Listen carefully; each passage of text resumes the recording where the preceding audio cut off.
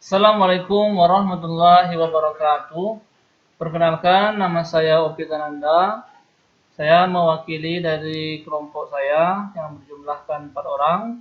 Yang pertama, saya sendiri sebagai ketua, yaitu Opi Tananda. Dan anggota saya ada Rahmat Hussein. Yang selanjutnya ada Kelvin dan ada Muhammad Iqbal. Mungkin langsung saja. Saya akan menjelaskan pada kesempatan ini tentang prinsip kerja AC pada mobil. Dan satu lagi, ini adalah salah satu tugas dari mata kuliah Teknik Pengkondisian Udara. Dan dosen pengampunya yaitu Pak Nurul Hidayat, SPDMT. Kita masuk yang pertama, yaitu tentang pengertian air conditioner atau AC mobil atau AC tersebut. Air conditioner atau AC adalah suatu rangkaian komponen yang berfungsi sebagai penyejuk ruangan pada kabin kendaraan. Jadi fungsi air conditioner ini adalah sebagai penyejuk pada ruangan kabin. Sistem air conditioner terdiri dari dua kata, yaitu air dan conditioner, yang artinya air itu udara dan conditioner itu pengkondisian. Jadi pengertian dari air conditioner itu adalah air yang dikondisikan. Selanjutnya kita masuk ke prinsip-prinsip kerja sistem AC. Sistem pengkondisian udara bekerja dalam 4 langkah. Yang pertama ada proses kompresi, ada proses kondensasi, dan yang ketiga ada proses penurunan tekanan. Lihat pada gambar ini. Pada proses kompresi, dimulai ketika refrigeran meninggalkan evaporator. Masuknya refrigeran ke dalam kompresor melalui pipa masukan kompresor atau intake, ditinjau dari wujud, suhu, dan tekanan. Tekanan akan masuk ke dalam kompresor, refrigeran berwujud gas atau uap.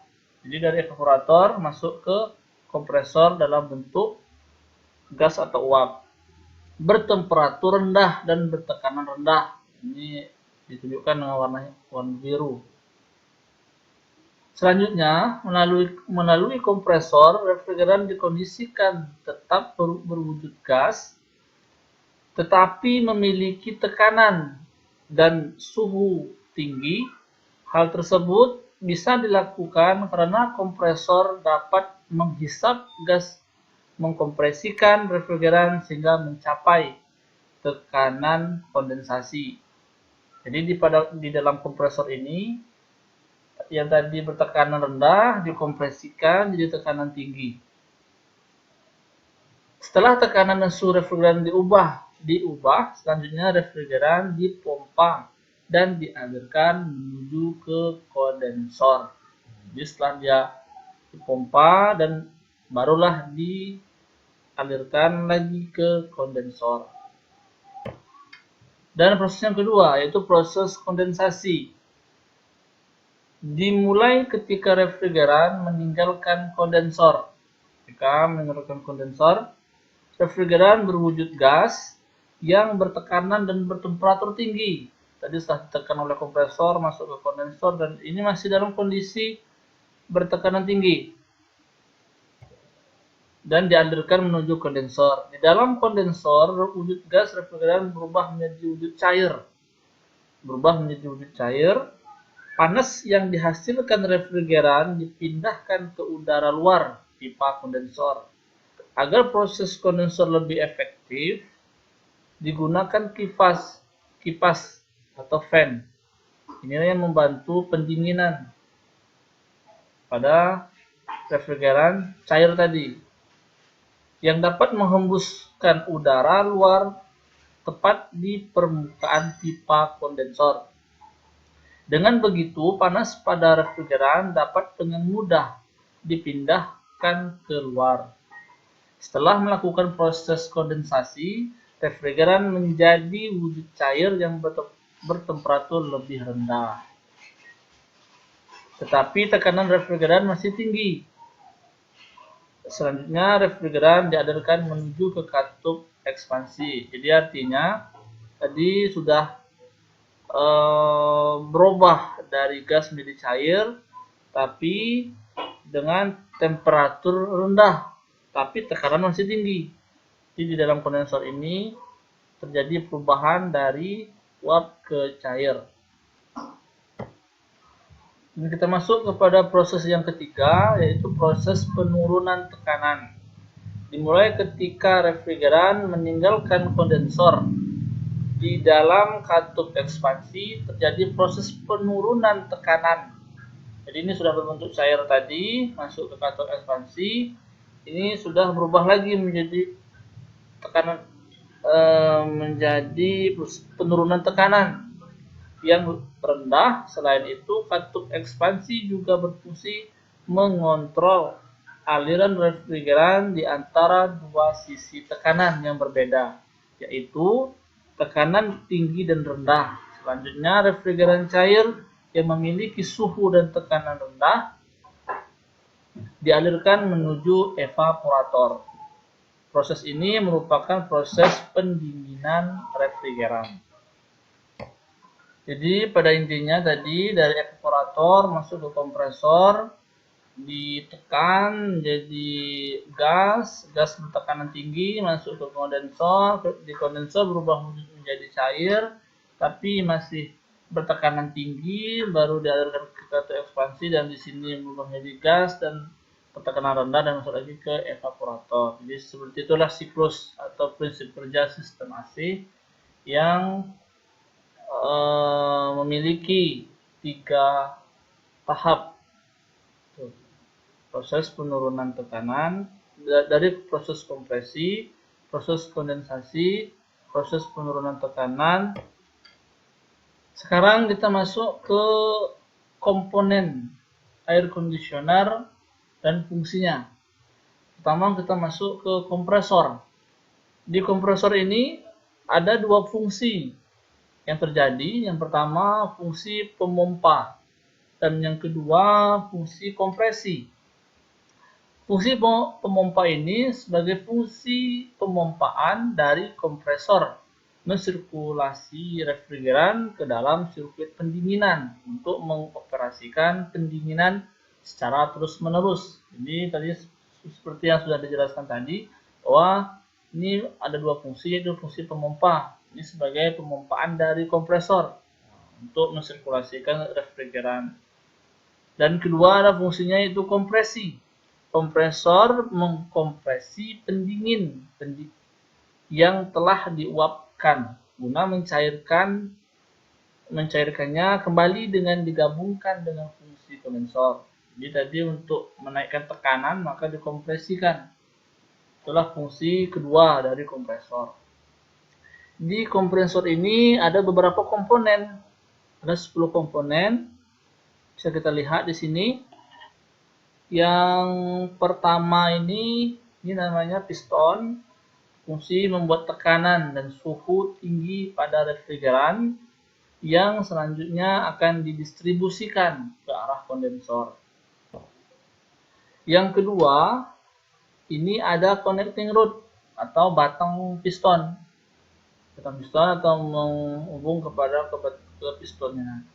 Yang ketiga, yang ini namanya Weber plate. Ya. Dan yang keempat, yang warna biru ini ada low pressure vapor atau ini bertekanan rendah. Yang kelima, ini ada charger port. Yang keenam, ini ada intake, tempat masuk atau discharge valve. Sini. Dan yang ketujuh ada cylinder head atau kepala silinder. Yang ini. Yang kedelapan, ini ada high pressure vapor. Ini bertekanan tinggi. Dan yang ke-9 ini ada cam rotor. Dan yang ke-10 ada clutch assembly. Nah, ini ada 10 komponen yang terdapat pada kompresor. Kita masuk ke komponen yang kedua, yaitu tentang kondensor. kondensor berfungsi untuk mendinginkan gas refrigeran sehingga terkondensasi menjadi cair dengan tekanan yang tinggi. Setelah cair refrigeran mengalir ke reservoir dehydrator.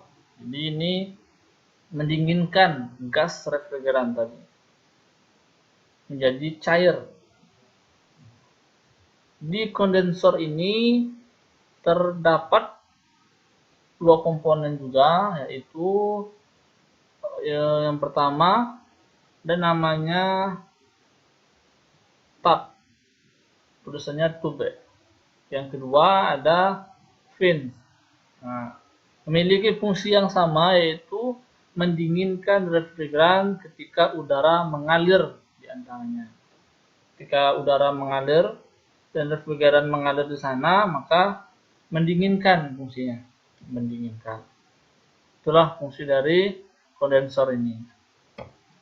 Kita masuk ke komponen yang ketiga, yaitu filter dryer atau receiver. Merupakan tabung penyimpan refrigeran cair dan ia juga berisikan fiber dan desiccant atau bahan pengering untuk menyaring benda-benda asing dan uap air dari sirkulasi refrigeran. Jadi filter dryer ini dia berfungsi untuk menyaring. Kita lihat di sini ada juga beberapa komponen yang terdapat di filter dryer ini. Yang pertama, yang nomor satu ini ada in, tempat masuknya, in masuk ke sini. Terus yang di atas ini nomor 3 ada sightglass. Bisa kita lihat nanti berapa jumlah refrigeran yang terdapat di filter tersebut. Dan masuk ke bawah lagi, ini ada yang nomor 4 ini ada namanya filter. Inilah filternya, kecil filter. Masuk lagi, dan ini ada namanya yang nomor 5 ini ada desiccant atau berfungsi menyaring benda-benda asing dan uap air dari refrigeran dengan menggunakan desiccant itu. Jadi ada filternya, ada tempat penyaringnya lagi. Seperti kita lihat pada gambar ini, dia masuk dan nanti dia keluar lagi lewat atas dan menuju ke evaporator. Kita masuk ke komponen yang keempat, yaitu expansive valve. Apa itu? Memiliki fungsi untuk menginjeksikan refrigeran cair melalui orifice atau lubang kecil agar menjadi kabut yang tekanan dan temperaturnya rendah. Jadi fungsi dari expansive valve ini dia mengkabutkan tetapi temperaturnya rendah. Kita lihat ya, ini namanya valve itu kan katup. Di sini juga ada beberapa komponen. Yang pertama yang ini pipa kapiler. Yang kedua ini ada membran di katupnya itu. Yang ketiga ada jarum. Yang keempat ini dari ke evaporator. Ini untuk ke evaporatornya.